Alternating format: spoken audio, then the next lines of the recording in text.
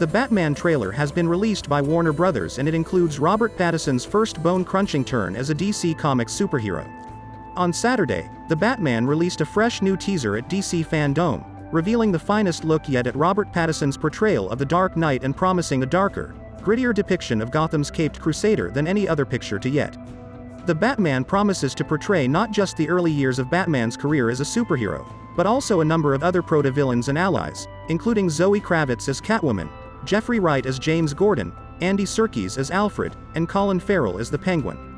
The new teaser also offers us our first look at Paul Dano's take on Batman's famous foe the Riddler, who looks to be trying for a considerably creepier, serial killer-esque version of the character as opposed to the campier, trickster that most Riddler adaptations hew towards. Based on the little amount of footage that Reeves was able to capture before COVID-19 forced production to stop in March 2020, the initial trailer for the film, which was published over a year ago during 2020's DC FanDome event, gave only a peek of the film. When Pattinson tested positive for COVID in September of that year, just days after shooting had resumed, filming was again put on hold.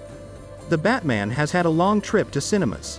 The picture was initially scheduled to open on June 21st, but was moved back to October 1st. It's now slated to open in theaters on March 4, 2022. Enough for now. Please like this video and subscribe to my channel. See you soon. We hear him ask, "What's black and blue and lifeless all over?"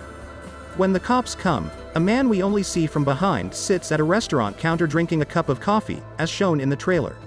He raises his hands, they push him against the counter to cuff him, and as he is led away, we notice the Riddler's signature in the froth of the latte he leaves behind, a question mark.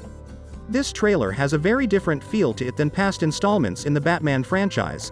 It mixes bright and dark in a way that gives it a film noir feel. We don't learn much more about the characters, but it's clear that this younger Batman hasn't yet figured out who he is as a hero. Take for example, his description of the bat signal, fear is a tool. It's not merely a call when that light touches the sky. It's a cautionary note. Before the trailer was released, Pattinson and Kravitz participated in a panel discussion with filmmaker Matt Reeves. According to Pattinson, this version of the caped Crusader understands exactly what he's doing when he dons the cowl. He's a little out of his mind. He hasn't really established himself as Batman. He's turning into this strange creature.